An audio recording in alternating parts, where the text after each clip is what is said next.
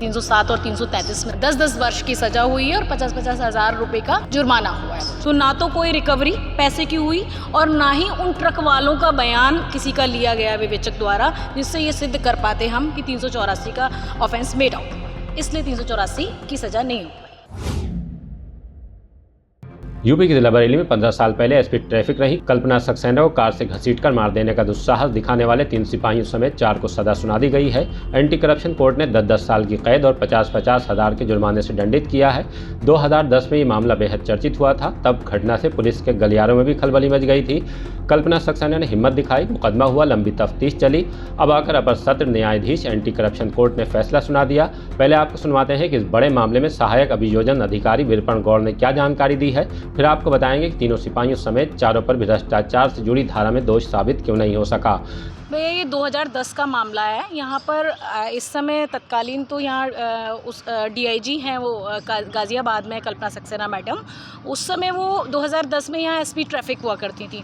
उनको मुखबिर से सूचना मिली थी कि कुछ उनके ही सिपाही उगाही कर रहे हैं, तो वो इस सूचना पर, मुखबिर की सूचना पर अपने गनर और ड्राइवर के साथ अपनी गाड़ी से तुरंत वहाँ पहुँची।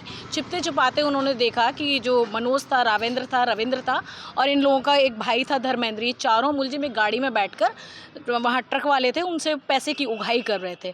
वो छिपते छिपाते उन्होंने पकड़ने की कोशिश की और वो एकदम गाड़ी के आगे आ गई। इन्हें मैडम को देखकर और गनर और ड्राइवर पीछे पीछे आ रहे थे, इन लोगों को देखकर तुरंत ही मनोज ड्राइविंग सीट पर बैठा हुआ था, मुलजिम मनोज ने गाड़ी स्टार्ट कर ली और आगे चढ़ाने की कोशिश की। तो मैडम एकदम से दौड़ के मनोज की तरफ खिड़की पर आ गई और उन्होंने उसको पकड़ने की कोशिश की। उस पर इन्होंने जानलेवा हमला करते हुए उन्हें सर पर घूंसे मारे, हाथ पर घूंसे मारे, जिससे कि वो छूट जाएं, और उसके बावजूद भी उन्होंने बहादुरी से गाड़ी को पकड़े रखा, पैर ऊपर कर लिया और इन लोगों ने गाड़ी दौड़ा दी। उनको जान से मारने की नीयत से धक्का दिया और उसके बाद उनके काफ़ी चोटें आईं। तब ये मुकदमा पंजीकृत हुआ। उसके बाद इन्वेस्टिगेशन हुई। इन्वेस्टिगेशन के बाद धारा 384 7/13 पीसी एक्ट और 307, 333, 332 में मुकदमा पंजीकृत हुआ और विवेचना चली और चार्जशीट लगी। और उसके बाद प्रोसिक्यूशन की तरफ से मैडम ने ही इस एक प्रार्थना पत्र दिया था शासन में, और उसके बाद में यहाँ डीएम साहब ने मुझे और एसपीओ साहब हैं रुद्रेंद्र श्रीवास्तव सर और एसके सिंह सर, इन लोगों को अपॉइंट किया इस केस को प्रोसिक्यूट कराने के लिए। मैडम के बाद से सारे 14 गवाह हम लोगों ने परीक्षित कराए और समय समय पर जो भी लीगल कार्रवाई होती थी वो की और लास्टली अंतिम बहस की। और आज निर्णय आप लोगों के सामने है कि 307 और 333 में सज़ा हुई है, 10-10 वर्ष की सजा हुई है और 50-50 हज़ार रुपए का जुर्माना हुआ है मुलजिमाना। क्या है मामले जिनमें सजा हुई है, थोड़ा विस्तार से? 307 माने जान से मारने की नीयत से किसी को आप मारना। तो चूंकि मैडम को घसीटते हुए ये लोग ले गए काफ़ी दूरी तक, 200 मीटर तक कम से कम, और जान से और धक्का दे दिया, तो जान से मारने की नीयत से किसी को मारना 307 है।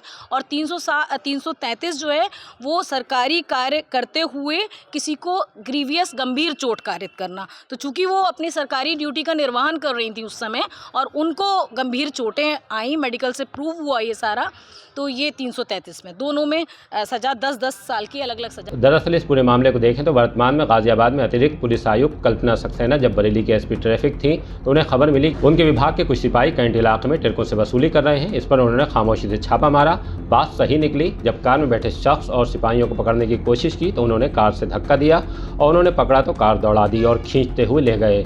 बाद में वो गिनी तो उनके गंभीर चोटें आईं। इसके बावजूद विवेचक वसूली के आरोप को कोर्ट में साबित नहीं कर पाए। इस पर सहायक अभियोजन अधिकारी ने क्या कहा है वो भी आपको सुनवाते हैं। 384 प्रोसिक्यूशन इसलिए प्रूव नहीं कर पाया बिकॉज विवेचक ने कोई भी साक्ष्य इस बात का नहीं जुटाया। 384 ये है कि धन की उगाही करना, किससे उगाही कर रहे थे ऐसा कोई बयान किसी ट्रक वाले का, ये एलिगेशंस थे कि ट्रक से उगाही कर रहे थे और देखा गया कि वो उगाही कर रहे थे। तो ना तो कोई रिकवरी पैसे की हुई और ना ही उन ट्रक वालों का बयान किसी का लिया गया विवेचक द्वारा, जिससे ये सिद्ध कर पाते हम कि 384 का ऑफेंस मेड आउट हुआ है, इसलिए 384 की सज़ा नहीं हुई।